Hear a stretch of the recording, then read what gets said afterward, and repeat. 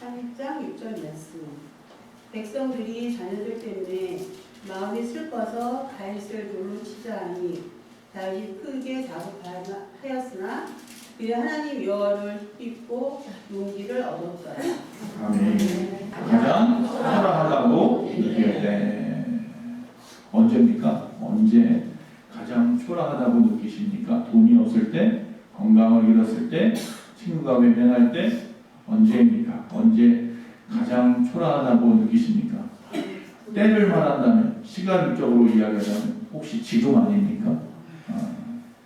가장 초라하다고 느낄 때 여기서 말씀은 끝나지 않습니다. 그때 주님이 쓰십니다. 할렐루야. 그 말씀까지 보려고 합니다. 자, 오늘 말씀에 보니까 다윗 이야기가 나와요. 그렇죠? 다윗이 돌에 맞아 죽을 뻔한 사건이 있어요. 이게 무슨 사건인가? 오늘 말씀 속에 나올 것입니다.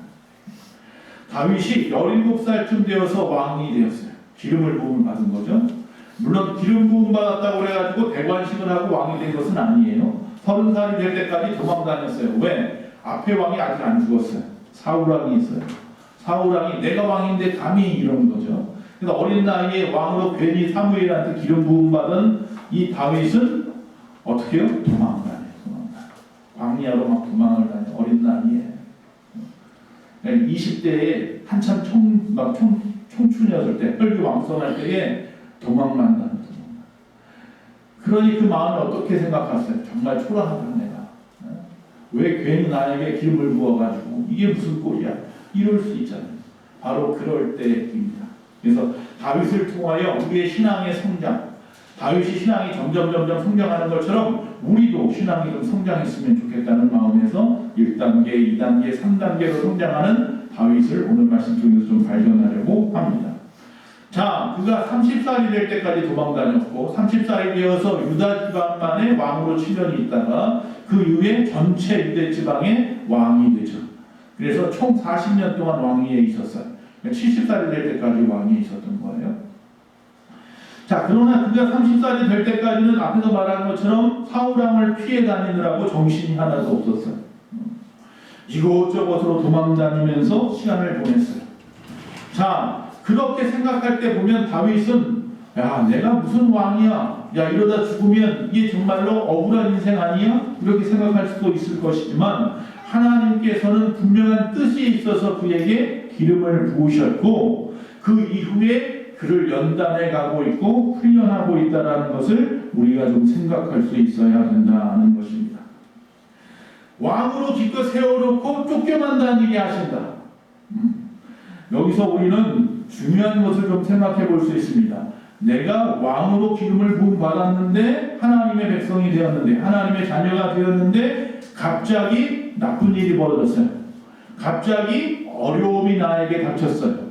그럼 저와 여러분은 어떻게 하시겠습니까? 여기에서 다윗은 실수했습니다. 뭘 실수했느냐? 자기 옳은 대로 행했어요. 왕으로 기름을 부음받고 그러나 사울왕이 살아있으면서 끊임없이 자기를 괴롭힐 때에 먼저 하나님 앞에 기도하지 않고 자기가 생각할 때에 빨리 지금의 이 어려움은 피해야겠다는 생각에 도망갈 생각만 먼저 한 거예요. 그래서 광야로 들어가서 숨어 있었어요. 그러다 또 거기도 포위망이 좁혀나오니까 어쩔 수 없이 자기 증조 할아버지가 할머니가 살고 있던 롯이 살고 있던 모압으로 도망을 갔어요. 그래서 모압에서 또 역시 마찬가지로 있었지만 그때 가시라고 하는 선지자가 야, 하나님의 왕은 다윗의 왕, 당신은 유대의 왕으로 세웠는데 왜 거기가 있어? 그러니까 어쩔 수 없이 그냥 쭈뼛쭈뼛하면서 다시 건너왔어요. 돌아왔는데 역시 마찬가지로 핍박이 너무 심하니까 어디로 들어가요? 블레셋 사람 적군에게 들어가죠. 그래서 그 왕 앞에서 미친 척 하잖아요. 막 침을 질질 흘리고 등에다가 막 등을 갖다 벽에다 막 긁어대면서 그러니까 불쌍해 보였는지 블레셋 왕이 땅을 하나 줘, 시글락이라고 하는 땅을 하나 줘서 거기서 살게 하는 거죠. 자, 여러분, 우리도 예수 믿고 정말로 신앙생활 열심히 하면 하나님이 도와주실 줄 알았는데, 잘 될 줄 알았는데 왜 우리가 전도받을 때 그렇게 받았거든요. 예수 믿고 복 받으세요. 예수 믿고 구원 받으세요. 이렇게 쓰니까 예수 믿었으면 복을 받는다고 했는데 예수 믿었는데 어려운 일이 벌어진 거예요. 그럴 때 여러분 어떻게 하겠습니까? 라는 거죠. 사사시대에 이스라엘 백성들은 어떻게 했다? 자기 소견에 옳은 대로 행했다. 자기 생각대로 행하다가 어려움을 당했다. 이렇게 되어 있어요. 근데 여기는 다윗도 처음엔 어떻게 했다? 자기 생각대로 했다. 자기가 계산해보고 생각해보고 고민해보고 아니면 주변 사람들 말을 듣고 그대로 행했다라는 거예요. 그 어디에서도 하나님을 찾아볼 수 없었다라는 거예요. 자, 우리가 앞에서 말씀드린 것처럼 신앙생활 열심히 좀 해보려고 했는데 엎친 데 덮친 경우로 자꾸 더 어려움만 쌓이는 경우가 있죠. 지금이 그런 때일 수도 있고요. 근데 성경에도 보면 그런 일들이 많이 나타나요. 이 어처구니 없는 사건들이 많이 있어요. 이삭이 하나님이요 불러다가 자기가 잘 살고 있었는데 갈대아 우리에서 잘 살고 있었는데 갑자기 가라 그래서 어디로 가는지도 모르면서 그냥 쫓겨 가가지고 가나안 땅까지 내려와 살았단 말이에요. 기근도 당하고 어려움도 당하면서 살았어요. 그러면서 백세의 아들을 준다는 말 믿고 열심히 믿음 생활했던 거예요. 신앙생활. 그래서 드디어 백세의 아들을 줬어요. 야, 잘 됐구나. 근데 거기서 잘 되어서 잘 되었다 이렇게 되면 되는데 갑자기 하나님께서 그 어린 이삭을 뭐예요? 백세에 준 아들을 달라고 하세요. 모리아 산에 가서 번제로 바쳐라. 언제 줄 때는 언제고 이제는 또 제물로 바치라고 합니다. 하나밖에 없는 아들을 물론 이스마엘이라고 하는 아들이 있지만 그 아들은 우리가 알다시피 첩을 통해서 얻은 아들.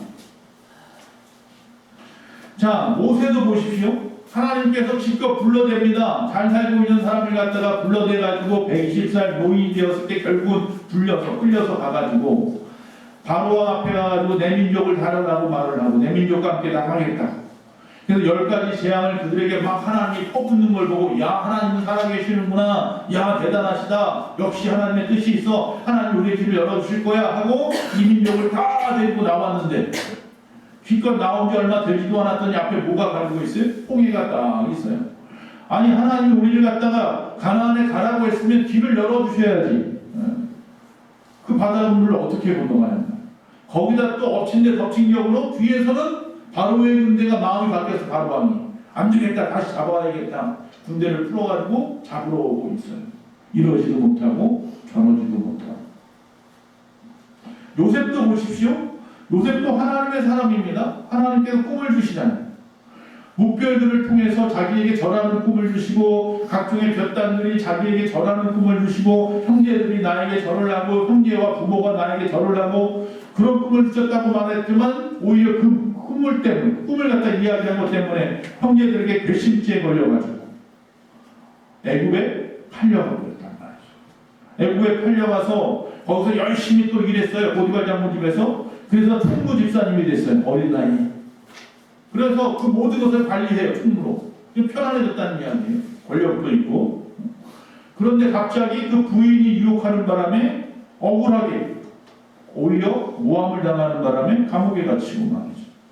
감옥에서 오히려 자기가 제일 어리고 연약한 사람이라 그 감옥에는 정치인들이 오는 사람들, 정치범들이 오는데요.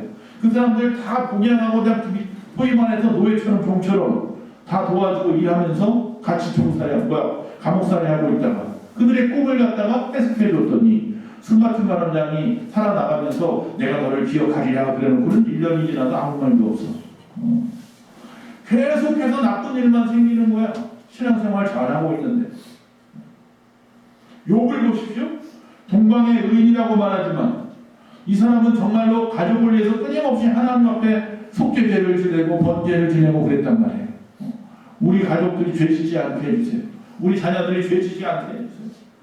그러면서 하나님 앞에 온전히 믿음 생활했던 사람이었는데 하나님께서 이 사탄하고 거래 아닌 거래를 하시네. 갑자기. 그러더니 사탄이 내가 한번 건드려 보겠습니다. 그래도 정말로 신앙생활 잘하나 보십시오. 처음에는 가축을 다 빼앗아가고 집안이 폭삭 망해버리고 자식들이 다 죽어버렸어요. 아내는 저주하고 도망갔어요. 친구들이 와서 뭐라고 말해요? 너 죄 많이 지어서 그래. 자기는 평생 죄 안 지으려고 노력하며 사는 사람인데 기껏 와서 친구들이 하는 말이 너 죄 많이 지어서 그래. 엎친 데 또 덮치고 덮친 데 또 엎치고. 아니 이렇게 신앙생활 열심히 좀 해보려고 했더니만 왜 이렇게 나에게 힘든 일만 자꾸 쌓이는 걸까? 물질이 어려움이 와서 겨우겨우 버티고 있었더니 건강에 어려움이 오고, 건강에 어려움이 와서 겨우겨우 버티고 있었더니 또 자녀에 어려움이 오고. 혹시 그렇지 않습니까? 그래서 지금 혹시 내가 정말 지금 가장 초라한 사람이구나, 그렇게 혹시 생각하고 있지 않습니까? 그렇다고 한다면 우리가 다시 한번 생각해 보아야 합니다. 여기서 다윗은 왜 내가 계속 피해 다니고만 있을까에 대한 의문이 들기 시작하는 거예요. 언제까지 피해 다닐 수만 있을까라는 거죠. 이 행동이 결국 잘못된 것임을 그가 깨닫기 시작하는 거예요.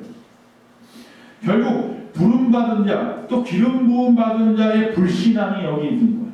하나님을 믿고 하나님의 자녀되었다고 하면서 하나님을 찾지를 않네. 기도하지 않아. 끊임없이 세상 사람처럼 세상의 방법만 찾고 있어요. 자기만 믿어, 자기 머리만 믿어, 자기 생각이 옳다 생각해. 자기 옳은 대로 한 결과가 어떻게 됩니까? 결국 이 블레셋 왕의 호의를 받아서 시글락이라고 하는 땅을 얻어서 블레셋에서 살 수 있게 되기는 했는데, 그 다음에 거기서 어떡합니까? 끊임없이 전쟁을 치르면서 시글락에 있으면서 이 블레셋 왕에게 잘 보여야 돼. 잘 보여야 해. 그래야 거기 있을 수 있단 말이에요. 그러니까 거짓말도 하잖아요. 내가 네게부 사람을 쳐 죽이려고 막 쫓아가다가 유다 땅까지 들어가서 유다 땅에서 전쟁을 일으키고 내가 다 빼앗아 왔습니다, 막 이런 거짓말도 하잖아요, 다윗이. 사실은 유대 사람들 도와주고 있었는데 아말렉 사람들만 치고 있었잖아요. 자기 민족을 건드리는 아말렉 사람들만 치고 있으면서도 혹시라도 그것 때문에 야, 너 이거 거짓말이었구나, 유대 사람들하고 친하구나, 이런 소리 들을까봐 유대 땅까지 들어가서 전쟁하고 왔습니다, 이런 거짓말했단 말이에요. 그렇게 모든 일 가운데에서 다 잘 될 줄 알았어요. 그런데 갑자기 어떤 일이 벌어져요? 전쟁이 났는데, 이번 전쟁은 뭐냐면 유대하고 블레셋하고 큰 대면전이 일어나요. 길보아에서 전투가 일어나요. 사울왕하고 그의 아들 요나단하고 이 블레셋하고 전쟁을 하는 거예요. 거기에 뭐라고 해요? 같이 가자. 끌려가게 생겼어요. 내 민족하고 싸우게 생겼어요. 다윗의 일행이 어떡합니까? 어쩔 수 없이 끌려가고 있는데 다행히 하나님의 은혜인지 신하들 중에 몇몇이 그러죠. 못 믿겠습니다, 다윗은. 괜히 거기까지 가서 전쟁하다가 뒤에서 우리를 치면 어떡합니까? 안 됩니다. 돌려보냅시다. 그래서 돌려왔잖아요. 그때 아마 그때 다윗은 그랬을 거예요. 하나님이 도우셨다. 근데 그렇게 해서 돌려와서 막 기분 좋게 말을 타고 막 달려서 자기가 살던 동안 또 왔더니만 뭐가 됐어요? 폐허가 돼버렸어. 제가 살던 마을. 아말렉이 자기들 없는 사이에 자기 마을에 쳐들어와서 쑥대밭을 만들어버렸어. 그리고 자녀들과 여인들을 다 잡아갔어. 자기는 다 죽였어요. 아말렉 사람하고 전투에서 다 죽여버렸어. 왜? 흔적을 남기면 블레셋 사람한테 들킬까봐 다 죽여버렸는데, 근데 이 아말렉 사람들은 죽이지 않고 다 데리고 갔어요. 그때 오늘 본문 말씀이에요. 그때 자기를 추종하던 많은 사람들이 있었잖아요. 그 추종하던 사람들이 어떻게 하는 거예요? 돌을 들기 시작하는 거예요. 이게 다 누구 때문이다? 다윗 때문이다. 마치 그 광야에서 이게 다 누구 때문이다? 모세 때문이다 하고 죽이려고 했던 것처럼. 결국 내가 옳은 대로 내 뜻대로 행했더니만 결국 마지막에 보니 잘 될 일이 없어요. 잘 되는 것처럼 보지만 결국에 종국에 가서 보면 망할 일만 있더라는 거예요. 근데 하나님이 또 그것을 망하게 만드셔요. 그게 또 하나님의 방법이기도 해요. 자, 부하들이 돌을 들고 죽이려고 합니다. 하극상이 벌어진 겁니다. 이전까지만 해도 다윗이 용기가 100배였던 사람이에요. 믿음 충만했던 사람이에요. 그래서 적진에 있는 골리앗 같은 장수하고도 싸워서 이겼던 사람 아니에요. 그랬던 다윗인데 하루아침에 믿음과 용기를 다 어디다 팔아먹어버렸어요. 그리고 다윗이 그렇게 인기가 많았었는데 오히려 자기에게 충성하고 목숨을 내어주었던 400명의 용사들이 자기에게 돌을 들고 막 죽이려고 하면서 내 아들, 내 딸, 내 아들 살려달라, 내 아내를 살려달라 난리가 났던 거예요. 돌로 쳐 죽이려고 하는 상황이 벌어졌어요. 이때 다윗은 에이 모르겠다. 다 아니에요. 어떤 생각이 들었냐면 내 생각대로 안 되는구나. 내 뜻대로 되는 것이 아니구나. 내 소견대로 하면 안 되는구나. 하나님을 믿기로 했으면서 하나님을 의지하지 않은 내 죄가 많다. 그걸 깨닫기 시작하는 거예요. 거기서 그 자리에서 돌에 쳐맞아 죽기 직전에 하나님 앞에서 자신을 돌아보게 된 거예요. 그래서 그가 더 말하는 거예요. I am nothing. 나는 아무것도 아닙니다. 그제서야 하나님의 도움을 구합니다. 하나님 앞에 묻는 겁니다. 근데 먼저 하나님께서 그에게 말했을 거예요. 다윗아, 너의 믿음은 어디 가니? 글쎄요. 다윗아, 너의 용기는 어디가 있니? 글쎄요. 너 그렇게 많은 인기가 있었는데 지금 어떠니? 안티만 있습니다. 다 돌로 나를 죽이려고 하고 있습니다. 이제 알았니? 그때 아마 다윗이 말했을 겁니다. 예, 저는 무익한 종입니다. 저는 아무것도 아닙니다. 주님밖에 없습니다. 이제 알았습니다. 다윗이 여기서 무너진 거예요. 자기가 자부할 것이 하나도 없다고 말합니다. I am nothing. 나는 아무것도 아닙니다. 자존심과 체면 다 버려야 합니다. 그거 버리지 못하면 절대로 여기까지 못 갑니다. 다윗은 왕이었지만 이걸 다 내려놨습니다. 나는 아무것도 아닙니다. 우리 남자분들이 이 자존심, 알량한 자존심을 좀 버립시다. 이 체면도 좀 버립시다. 그러지 않으면 절대로 하나님을 깊이 만날 수가 없습니다. 이게 항상 우리 앞에 뭐예요? 장벽으로 있어요. 그 더러운 옷이에요. 체면에 오신 자존심이 알량한 거 다 벗어버려요. 자, 그 결과 어떻게 되느냐 봅시다. 그런데 그때 하나님은 다윗을 왕으로 이제서야 세우는 거예요. 자기가 무너지고 은혜를 깨달을 때 비로소 하나님이 세우시더라. 기독교 교육의 첫 번째 단계는요, 원인과 결과를 가르치는 겁니다. 무엇 때문이며 어떤 결과가 일어나는지에 대한 확실한 답을 주어야 합니다. 다시 말하면 이 모든 일은 내가 죄인이기 때문이고 그래서 결국은 이런 죽을 수밖에 없는 상황이 되었다라는 것을 깨닫게 하는 것이 먼저입니다. 처음입니다.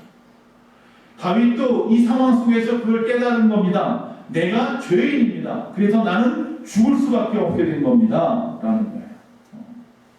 내가 하나님의 종이고 하나님으로부터 기름 부음을 받은 왕이 되었는데 많은 사람들이 자기를 추종하니까 그것만 좋아가지고 당장 어려움만 피하려고 요리 피하고 조리 피하고 오히려 그래서 결국은 자녀들이 잡혀가고 아내들이 잡혀가고 나를 따르던 군인들이 군사들이 나를 죽이려고 하고 이거 가만히 보니까 그 원인이 뭐예요? 나예요. 내가 기도하지 않아서요. 내가 하나님 뜻대로 행하지 않아서요. 내 뜻대로 행해서요. 내 마음대로 해서요. 그러니까 내가 죄인이었기 때문에 결국 결론은 뭐예요? 죽게 되었다라는 거예요. 교회 안에서 처음 예수 믿는 사람들에게 이거 가르치는 거예요. 여러분, 우리는 죄인입니다. 그래서 죽을 수밖에 없는 존재입니다. 영생으로 나아갈 수 없습니다. 예수 믿었다고 하지만 우리는 이 죄의 문제를 해결하지 못하면 한 걸음도 앞으로 나갈 수 없습니다. 우리는 죄인입니다. 이 죄로 인하여 나는 죽을 수밖에 없게 되었습니다. 이게 두 번째 단계. 나는 아무것도 아닙니다. 나는 죄입니다. 그 다음 세 번째 나가는 게 뭐냐면 은혜 단계로 나가는 거예요. 은혜 단계. 모든 것의 원인이 나에게 있습니다 라고 말하는 것에서 끝나면 안 돼요. 그 다음 단계가 있어요. 그 다음 단계가 바로 은혜의 세계로 들어가는 단계인데 이것은 뭐냐면 원인과 결과에서 원인이 없을 수도 있다는 거예요. 즉 인과 율을 뛰어넘는 세계가 존재한다는 것이요. 원인 없는 결과가 있다. 그것이 보다 은혜다. 다시 말하면 하나님이 하시는 일이 은혜예요. 즉 은혜란 말은 다른 말로 말하면 대가가 없이 주는 게 은혜라는 거죠. 예를 들면 구원이죠. 구원. 우리가 구원을 받는 것의 원인은 뭐고 결과는 구원이니까 자, 우리가 어떻게 구원을 받습니까? 할 때 이 원인에다가 내가 교회를 10번 이상 더 나와서 아니면 11조 생활을 잘해서 전도를 열심히 해서 어떤 원인이 있어요? 없다는 거예요. 그런 걸로 구원받을 수 없어요. 즉 다시 말하면 내가 무언가를 해서라고 하는 원인이 없이도 하나님께서 나에게 부어주시고 역사하시고 해결해 주시는 결과가 있을 수 있어요. 그래서 이 결과는 뭐다? 은혜라고 말합니다. 그걸 갖다 뭐라고 말해요? 은혜라고 말해요. 내가 무엇을 해서 구원받는 게 아니라 하나님의 은혜로 구원받는 거예요.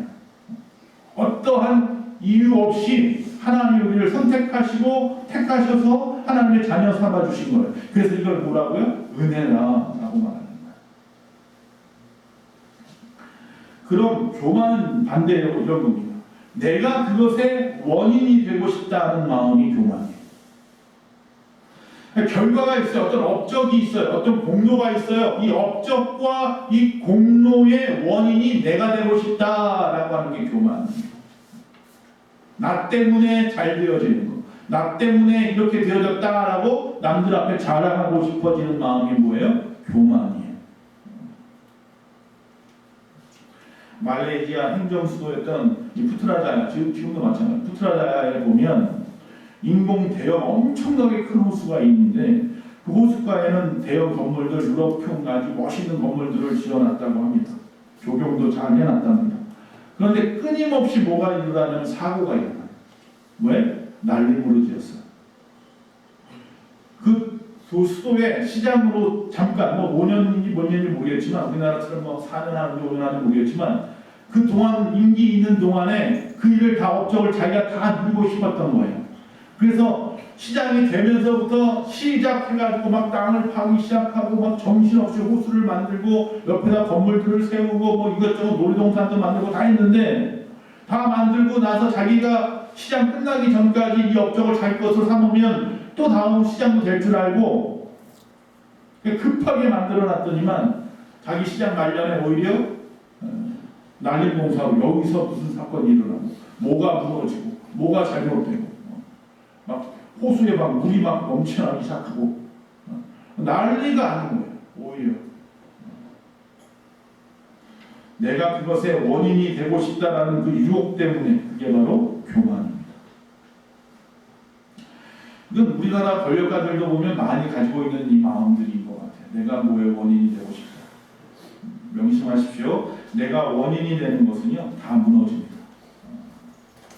바벨탑이 그래서 무너졌습니다. 그러니까 내가 아무것도 아니라는 것을 깨달아야 되는 거지 내가 무엇이다라고 생각하는 순간 그것은 하나님의 뜻이 어디에도 파고들어올 수가 없어요. 교만함으로 갑옷을 아주 굳건하게 입고 있는 나와 같아서 하나님의 도우실 길이 없어요. 이제 자신이 아무것도 아닌 것을 깨달았어요. 다윗이. 내가 그렇게 생각했던 함께했던 저 전우들이 나를 향하여 돌을 들고 있는데 뭐가 더 필요합니까? 이제 끝이에요. 그때 나는 정말 아무것도 아닌 것을 깨닫는 그 순간 그는 뭘 또 깨달았냐 합니까? 모든 것의 원인이 내가 아니라 모든 것의 원인이 하나님이라는 사실을 깨달은 거예요. 이게 세 번째 단계예요. 이게 은혜죠. 이제야 비로소 은혜의 사람이 된 거예요. 이제야 비로소 은혜의 사람이 됐어요. 즉 이게 마지막 하나님의 훈련의 단계입니다. 자신이 초라해지고 더 이상 어떤 것도 할 수 없이 다 무너졌다라고 생각하는 거기에 그때의 원인을 찾을 수만 있다면 하나님에게 있음을 깨닫기만 한다면 하나님은 우리를 통하여 이제 말씀하시는 이제 됐다. 이제야 왕이다 라고 말씀하시는 겁니다. 비로소 그때에 하나님이 다윗을 왕으로 삼으셔서 그를 헤브론으로 데려가고 그 유다 땅의 왕으로 삼으시고 또 시간이 지난 후에 전체 이스라엘의 왕으로 삼으셨더라. 우리가 잘 아는 찬양이 이때 나오는 겁니다. 약할 때 강함 되신다. 약할 때 강함 되신다. 초라할 때 그때 영광의 능력이 임할 가능성이 큽니다. 지금이에요. 지금 어렵다고 말할 때 지금 내 자신을 돌아보니까 나는 이미 다 무너졌습니다 라고 느낄 때 그때가 바로 하나님의 은혜가 우리 가운데 임할 때입니다. 그러니까 얼마 멀지 않았다라는 거야. 내가 깨닫기만 하면 돼요. 알기만 하면 돼요. 내 힘으로 안 된다는 거 알면 됩니다. 나는 아무것도 아닙니다. 알면 됩니다. 그리고 모든 것은 다 하나님의 뜻입니다.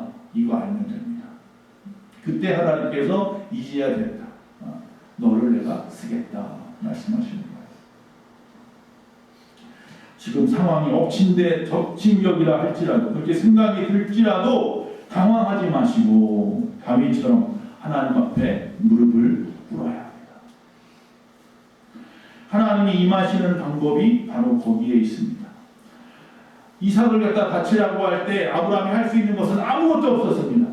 그래서 말합니다. 내가 할 수 있는 방법은 아무것도 없습니다. 오로지 하나님의 뜻이 오니 하나님의 명령대로 내가 행할 뿐입니다 하고 아마 이삭을 죽이려고 칼을 높이 들었을 거예요.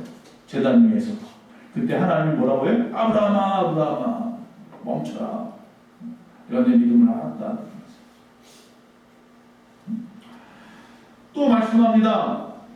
모세가 두 손을 들기 전에 홍해가 앞에 서가지고 어쩔 줄 몰라 하면서 이렇게 말할 겁니다. 내가 아무것도 할 수 없습니다. 그리고 내가 할 수 있는 거 하나만 하겠습니다. 두 손을 번쩍 들고 홍해를 향하여 외치죠. 홍해야 갈라지라고. 그러다 정말로 홍해가 갈라지더라. 다윗도 마찬가지입니다. 자기를 따르던 용사들이 돌을 들고 날 죽이려고 하는 다급한 상황 속에서 하나님을 의지하여서 하나님으로부터 용기와 힘을 얻었다. 오늘 본문 말씀 후반부에 이렇게 말씀하잖아요. 하나님 나는 아무것도 아닙니다. 하나님 뜻대로 하십시오 할 때 하나님이 그 마음에 다시 용기를 불어넣어 주었다. 이 모든 일이 벌어지는 데에 하나님의 보호하심과 섭리와 계획이 없을 수가 없습니다. 내가 하나님의 사람일진데 하나님의 분명한 뜻이 있습니다. 여러분의 지금의 초라함의 상황들이, 지금의 이 아픔의 상황들이, 슬픔의 상황들이 여기에 하나님께서 개입하지 않을 부분이 없습니다. 하나님은 분명히 다 보고 계시고 다 알고 계십니다. 지금 우리가 해야 할 일은 나는 아무것도 아닙니다. 오직 주님만이 하십니다. 그 고백이 필요한 겁니다. 그때에 하나님께서 피할 길을 주시는 겁니다. 자 보십시오. 다윗은 생각했습니다. 내가 저 아멜 사람들을 먼저 쳐서 지금 내가 지금 블레셋에 있을 때 블레셋에 있으면서 그 블레셋 왕한테 인정받으려고 나가서 아말렉 사람들을 막 쳤단 말이죠. 그러면서 유대 사람 친 것처럼 막 이야기하고 그러면서 흔적을 남기면 들킬까봐 싹 다 죽여버렸대요. 그러니까 아말렉 사람이 어떤 마을에 가서 치고는 싹 다 없애버렸어요. 흔적을 남기지 않았어요. 그런데 지금 아말렉 사람이 쳐들어왔어요. 내가 없는 사이에 우리 마을에. 근데 그들은 어떻게 했어요? 나는 다 죽여버렸는데 안 죽였어요. 사람들을. 그리고 다 뭐로 해요? 포로로 잡아갔어요. 하나도 하나님께서, 그러니까 그때는 하나님이 한다고 생각하기 전이니까 왜 이렇게 되었을까 생각했을 거예요. 나는 다 하나도 남기지 않고 죽여버렸는데 왜 아말렉 사람들은 한 사람도 죽이지 않고 다 잡아갔을까? 그때 다윗이 깨달았어요. 이건 뭐예요? 하나님이 하시는 거야. 그래서 급하게 제사장을 찾습니다. 그러면서 애봇 가지고 오래요. 제사장이 입는 옷이죠. 그 옷 겉옷에 달려있는 거예요. 그 안에는 주머니가 2개 있는데 거기 뭐가 있어요? 우림이라고 하는 것과 둠밈이라고 하는 2개의 돌이 들어있어요. 이 돌은 뭐예요? 그 나라에서 어떤 큰 일을 결정할 때 쓰는 돌이에요. 제사장이 하나님께 나가서 기도하고 돌을 하나 꺼내면서 보여주면 이렇게 하라, 이렇게 하지 마라 결정할 때 쓰는 돌이에요. 그 전까지는 자기 옳은 대로 행하던 다윗이 그 순간 갑자기 끈적 든 게 뭐예요? 하나님의 뜻대로 하면 하나님께서 도와주시리라. 지금까지 내 뜻대로 했기 때문에 하나님이 잠깐 멈췄어. 그래 네 맘대로 한번 해봐라. 기다렸을 거야. 그런데 지금 이 상황을 보니까 저들이 하나도 죽이지 않고 잡아갔다는 것을 통해서 알 수 있었던 것은 하나님의 뜻이 있구나. 그래서 하나님의 뜻을 구하는 거예요. 그리고 우림과 둠밈을 가져와라 해서 그 중에 하나를 꺼냈겠죠. 그리고 그것을 통해서 하나님 앞에 기도합니다. 하나님, 우리가 쫓아가면 저들을 잡을 수 있습니까? 그리고 돌을 꺼냈는데 하나님의 답은 뭐예요? 예스예요. 그래서 다시 신기일전에서 자기에게 돌을 들어 죽이려고 하는 그 용사들을 다시 추스려가지고 쫓아가면 그들을 갖다가 따라갈 수 있고 다시 다 가지고 올 수 있어. 그래서 열심히 달려가서 결국은 정말로 그들을 쫓아갔고 모든 것을 다 돌려놨던 것을 보게 됩니다. 할렐루야. 여러분의 지금의 문제들을 돌려놓고 싶습니까? 정말로 이전에 엎친 데 덮친 격에 그 어려움이 오기 전으로 돌아가고 싶습니까? 그렇다면 하나님의 뜻을 묻는 것부터 다시 시작하셔야 합니다. 더 이상 걱정하는 것과 내 뜻대로 어떻게 하려고 했던 모든 것을 오늘 이 순간에 나는 멈춘다. 할렐루야. 그 결단을 하는 것부터 시작해야 합니다. 그리고 오늘 다윗처럼 나는 아무것도 아닙니다 라고 고백하셔야 합니다. 자꾸 내가 뭐 하나쯤 되는 거냐, 내가 그래도 공부를 얼마큼 했고 지식이 얼마나 있고 내가 물질이 얼마큼 가지고 있고 내가 건강이 있고 내가 재능이 어떤 것이 있고 자꾸 끊임없이 그런 것만 생각하고 있으니까 그거 전부 다 하나님이 주신 건데 말이에요. 그렇죠? 하나님이 안 주신 게 하나도 없는 건데 다 내 것이냔 말이에요. 이 교만이라니까요. 원인이 나한테 있다. 내 것, 내가. 그 모든 것이 아무것도 아니라는 것을 고백해야 돼요. 하나님이 주시지 않았으면 이거 다 나에게 없는 겁니다. 내 생명까지. 그리고 어떻게 하는 거예요? 기도의 자리로 나가는 겁니다. 하나님을 만날 때 만날 수 있는 장소로 가야 만날 거 아니에요. 기도의 자리로 나가세요. 여러분들 기도하는 곳으로. 가정 여러분 집안에 기도하는 장소가 있다면 거기로. 아니면 가끔씩 올라가는 뒷동산에서 기도하셨다면 그 뒷동산으로. 아니면 갈 데 없어서 늘 교회에 나와서 여기서 기도하셨다면 이곳으로 다시 달려나와야 돼요. 그리고 뭐 하는 거예요? 하나님 앞에 묻는 겁니다. 주의 뜻이 무엇입니까? 주의 종이 듣겠습니다. 말씀만 하십시오. 할렐루야. 그때 비로소 하나님이 말씀하십니다. 모든 것을 다 내려놓았을 때 비로소 하나님이 말씀하십니다. 제가 예전에 언젠가 한번 그런 예화를 한 적이 있었어요. 젊은 친구들이 잘 아는 시원스쿨 그 이시원 씨에 대한 이야기를 했었어요. 그 영어 그 강사잖아요. 유명한 강사죠. 이 친구는 아버지가 목사님이어서 아버지가 캐나다로 가서 목회를 하러 가는 바람에 어린 나이에 쫓아갔던 거예요. 그래서 캐나다에서 살면서 영어가 잘 되었죠. 자기가 배운 것을 경험 삼아서 영어 학원을 차린 거예요. 근데 어렸을 때에 내가 무엇을 할 수 있을까 생각하고 하나님께 기도하는데 책을 보게 됐대요. 근데 그 책에 이렇게 써 있었어요. 너의 걱정을 지금 네가 하고 있는 그 걱정을 멈추고 기도해라. 그러니까 내가 지금 커서 뭘 할까? 난 꿈도 없는데 소망도 없는데 재능도 없는데 가진 것도 없는데 아버지는 가난한 목사인데 내가 할 수 있는 게 뭐가 있을까? 그러다가 그냥 무심코 본 책에 지금 너의 그 걱정을 멈추고 기도해라. 그래서 그가 그때 걱정을 멈추고 기도하는데 하나님이 자기가 생각나게 한 게 뭐예요? 내가 여기 와서 어린 나이에 한국말을 하는 사람이었기 때문에 영어하는 게 힘들었을 거 아니에요. 어린 나이에. 내가 어떻게 영어를 배웠는지를 경험이 충분하니까 이제 그것 가지고 먹고 살 수 있겠다 생각해서 시작한 거예요. 시원스쿨. 하나님 앞에 내려놓고 기도하는 겁니다. 하나님 앞에 묻는 겁니다. 지금이 기회입니다. 지금 할 수 있잖아요. 지금 계속해서 제가 여러분을 권유하고 있잖아요. 하나님의 권유입니다. 제 권유가 아니에요. 하나님 지금 이 순간에 여러분이 꼭 필요하니까 부족한 종에게 이 말씀을 전하라고 말씀하셔서 제가 여러분에게 지금 전합니다. 여러분 지금이 기도할 때입니다. 지금이 바로 지금 엎친 데 덮친 이 어려운 문제를 해결할 때입니다. 지금 이 초라하다고 느낀 이 순간에 하나님께서 역사하실 때입니다. 다윗에게 역사한 것처럼 이삭을 살렸던 것처럼 욥을 갖다가 총리로 세웠던 것처럼 욥을 갖다가 102배로 더 큰 복을 그에게 허락했던 것처럼 하나님께서는 내가 아무것도 아니라고 말할 때 하나님이 일하신다고 말할 때 주님 앞에 내려와 겸손히 무릎 꿇고 그분의 말씀을 들으려 할 때 그때야 비로소 말씀하십니다. 그리고 역사하십니다. 왜 내가 지금 기도하는데 나는 하나님이 아무 말씀도 안 하시지? 나에게 왜 그런 마음도 안 주시지? 혹시 아직 내려놓지 못한 것들이 있지 않습니까? 아직도 두려워하는 것들이 있지 않습니까?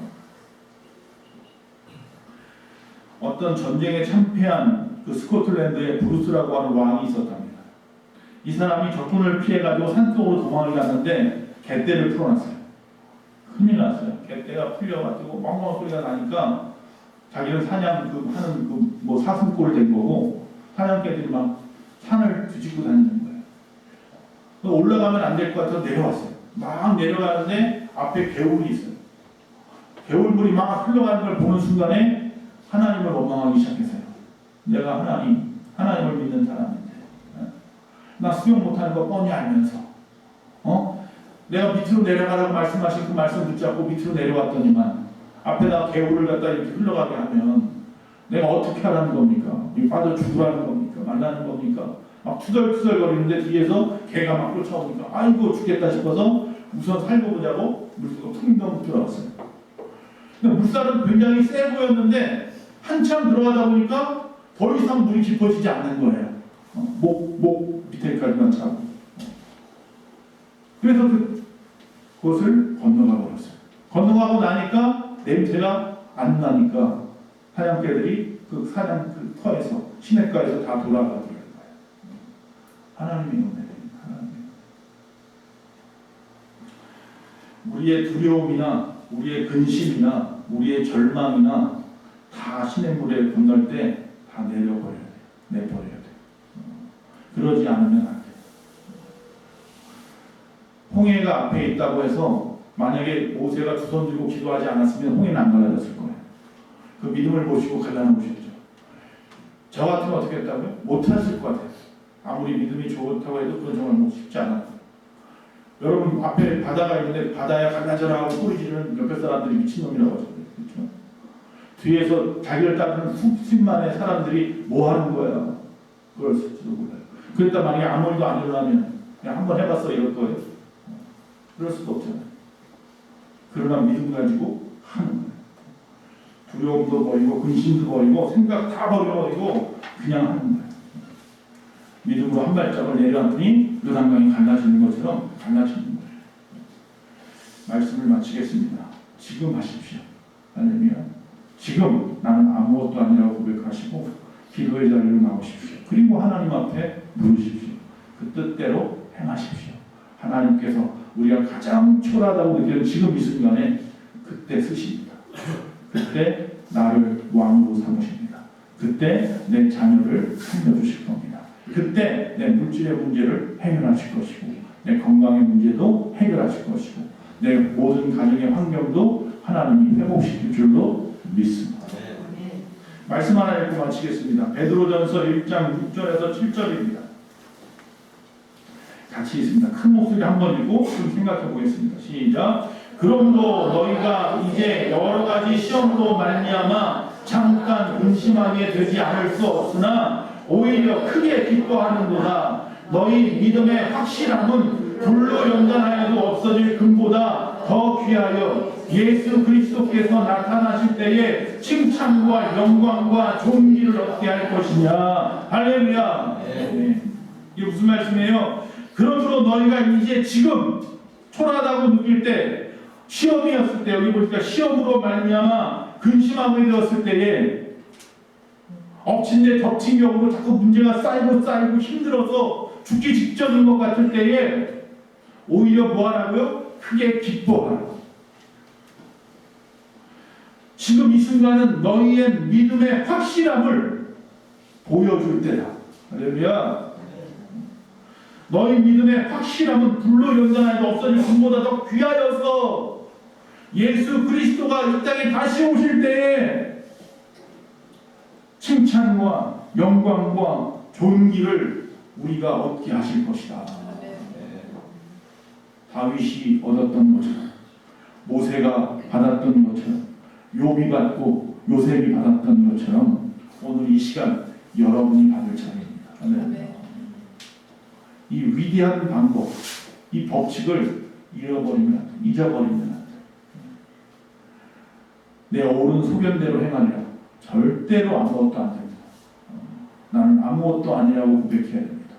그리고 나는 죄인임을 고백해야 됩니다. 나의 죄 때문에, 내 문제 때문에, 나의 부족함과 연약함 때문에 결국 이런 일이 벌어졌습니다. 죽을 수밖에 없습니다. 고백해야 됩니다. 그리고 그 원인의 자리에다가 이제 누구를 두어야 돼? 하나님을 두셔야 합니다. 그게 은혜입니다. 하나님이 하십니다. 이 모든 상황도 다 하나님의 뜻이 있습니다.